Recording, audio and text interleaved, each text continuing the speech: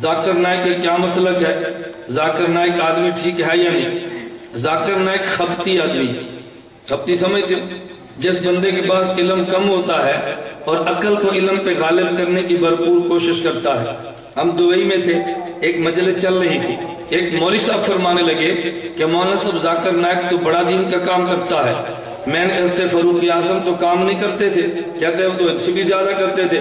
تو میں نے کہا ذاکر نائک نے حضرت فاروق اعظم پر اعتراض کیا ہے، اس دین کا فائدہ ہی کیا جس پہ فاروق اعظم پر اعتراض شروع ہو جائے۔ ذاکر نائک کہتا ہے ہم حضرت فاروق اعظم رضی اللہ عنہ کے فتووں کو چیک کریں گے، دلیل کے مطابق ہو تو مان لیں گے، دلیل کے مطابق نہیں ہوں گے تو ہم چھوڑ دیں گے۔ فاروق اعظم کے فتوے کو چیک کر رہا ہے، امام ابو حنیفہ کی بات ہے تو ذاکر نائک ایک ہی بات کہتا ہے، کہتے ہیں فقہ حنفی کو دوبارہ چیک کیا جا سکتا ہے۔ میں نے کہا یہ بات فقہ مالکی کے بارے میں نہیں کہتا، فقہ شافعی کے بارے میں نہیں کہتا، فقہ حنبلی کے بارے میں نہیں کہتا۔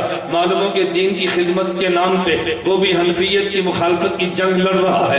اور تم کچھ دنوں بعد مزید دیکھو ذاکر نائک نظریات لے کر اٹھا تقابل ادیان کا اور مفتی بن کے فتوی اس نے دین کے غلط دینے شروع کر دی ہیں۔ ذاکر نائک کا بڑا عقیدت مند تھا، مجھے ایک بندہ کہنے لگا آخر جی ذاکر نائک میں کمی کیا ہے؟ میں نے کہا اس میں کمی تو کوئی نہیں ہے، اس میں خوبیاں بڑی ہیں۔ مجھے کہتے جی کون سی خوبیاں ہیں؟ میں نے کہا تم مینڈک کھا سکتے ہو؟ مجھے کہتے جی نہیں۔ میں نے کہا کچھوا کھا سکتے ہو؟ مجھے کہتے جی نہیں۔ میں نے کہا ذاکر نائک تو کہتا ہے کھا سکتے ہو، کہتے جی کہاں لکھا ہے؟ میں نے کہا میں کتاب دیتا ہوں، سیڑھی دیتا ہوں۔ ذاکر نائک سے کسی نے پوچھا کہ مینڈک اور کچھوے کھا سکتے ہیں؟ ذاکر نائک فرمانے لگے قرآن کہتا ہے لحمن طریہ، گوشت فریش ہونا چاہیے، خواہ مچھلی کا ہو خواہ مینڈک کا ہو۔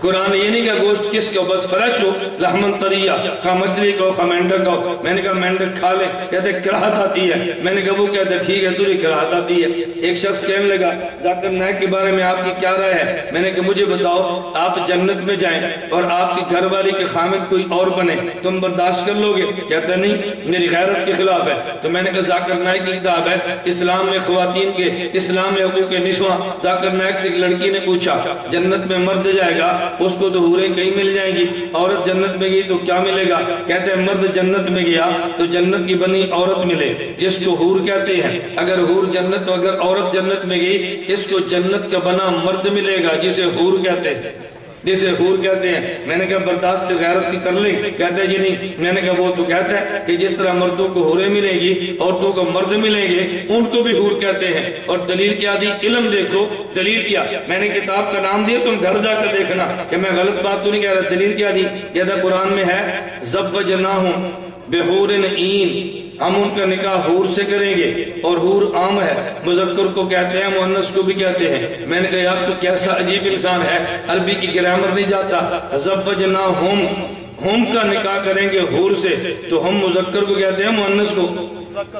بھئی ہم ضمیر جو ہے مذکر یا مؤنث؟ تو جب ہم مذکر ہے تو مذکر کا نکاح جیسی ہوگا وہ عورت ہوگی یا مرد ہوگا؟ کہتا ہے یہ دونوں کو شامل ہے، علم اور عقل دیکھو۔ لیکن چونکہ آپ کے علم میں نہیں ہے، آپ میڈیا کے شیدائی ہیں، میڈیا میں نظر آتا ہے، لوگ اس کو بڑی جلدی قبول کر لیتے ہیں۔ میں ایک چھوٹی سی بات کہتا ہوں، مجھے جدہ میں ایک ساتھی کہنے لگا ذاکر نائک علماء حق میں کیا فرق ہے؟ میں نے کہا بات سمجھو، جو سرچ اور ریسرچ میں فرق ہے وہ علماء حق اور ذاکر نائک میں فرق ہے۔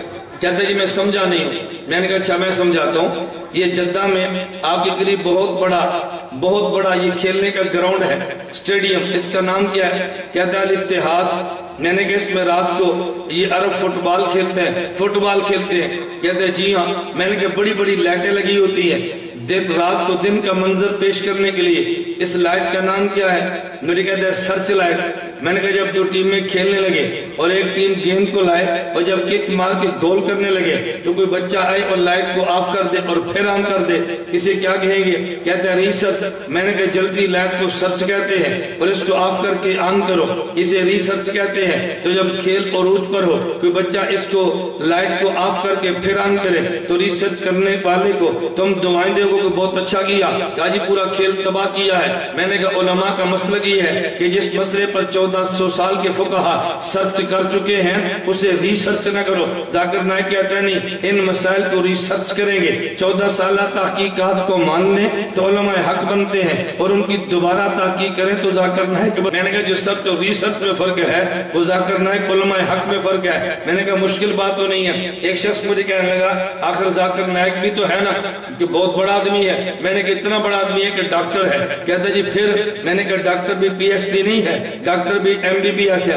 مجھے کہتا جی پھر؟ میں نے کہا ایک کام مولوی صاحب کا ہے، ایک کام ڈاکٹر بھی MBBS کا ہے۔ مجھے کہتا دونوں میں کیا فرق ہے؟ میں نے کہا بھی آپ نے پوچھا ہے، آپ نے ناراض نے بات سمجھنی ہے۔ اگر کبھی آپ نے نبض چیک کرانی ہو تو MBBS ڈاکٹر کے پاس جاؤ، اگر آپ نے میدا چیک کرانا ہو MBBS ڈاکٹر کے پاس جاؤ، مسانہ چیک کرانا ہو MBBS ڈاکٹر کے پاس جاؤ، اگر وہاں نہ جا سکو پیشاب چیک کرانے کے لیے بھیج دو۔ میں نے کہا اگر آپ کو پیشاب چیک کرانا پڑے اس کو تھیلی میں بند کریں اور ڈاکٹر ذاکر نائک کے پاس بھیج دیں، وہ MBBS اس کا یہ کام ہے، اور مسئلہ چیک کرانا پڑے آپ اس کو لفافے میں ڈالنا اور دارالعلوم دیوبند بھیج دینا، مسئلے والا لفافہ ہمیں بھیجنا، پیشاب والا لفافہ اسے بھیجنا۔ مسئلہ چیک کرنا عالم کا کام ہے، پیشاب چیک کرنا ڈاکٹر کا کام ہے۔